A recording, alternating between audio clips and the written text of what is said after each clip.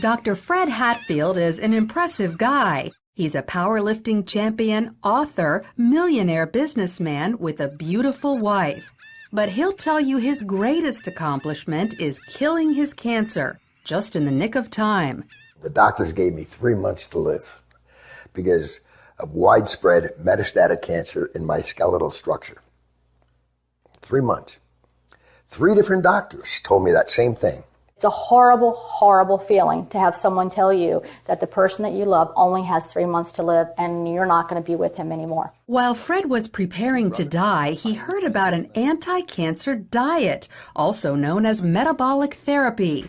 With nothing to lose, he gave it a try and was shocked when it actually worked. And the cancer was gone, completely.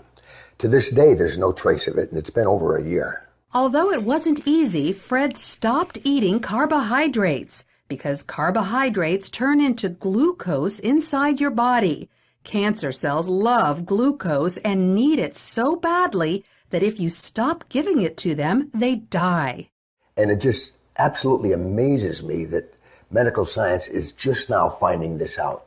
Fred's recovery was not a surprise to Dr. Dominic D'Agostino. His team of scientists at the University of South Florida study metabolic therapy.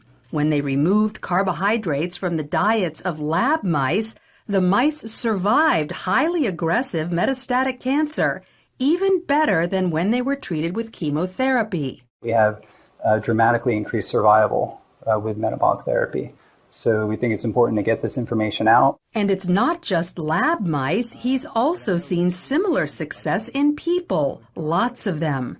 I've been in correspondence with a number of people, probably at least a dozen people, and over the last 1.5 to 2 years, and all of them are still alive, so despite the odds. And so this is very encouraging. All cells, including cancer cells, are fueled by glucose. But if you deprive them of glucose, they switch to the alternate fuel ketone bodies, all except cancer cells. A defect prevents them from making the switch to using ketone bodies as fuel, and therefore cancer cells can only survive on glucose. All other cells can use either glucose or ketone bodies. Your normal cells have the metabolic flexibility to adapt from using glucose to using ketone bodies.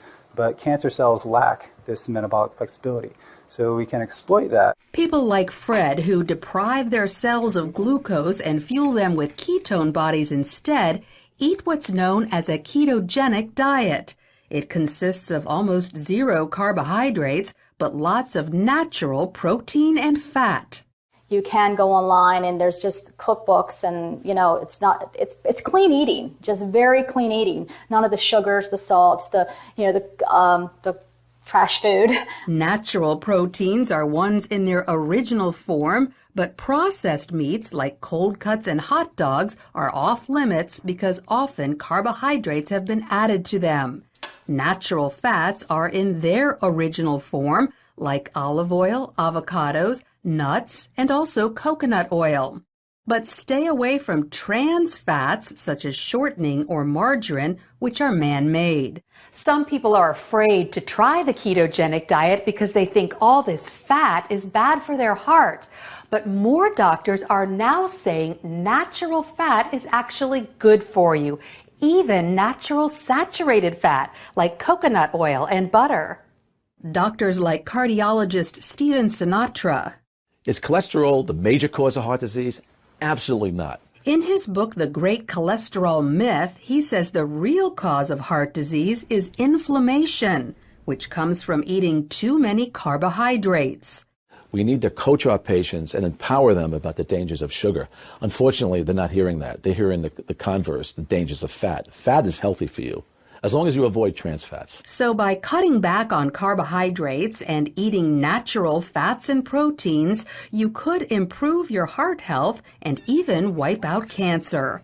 Lori Johnson, CBN News.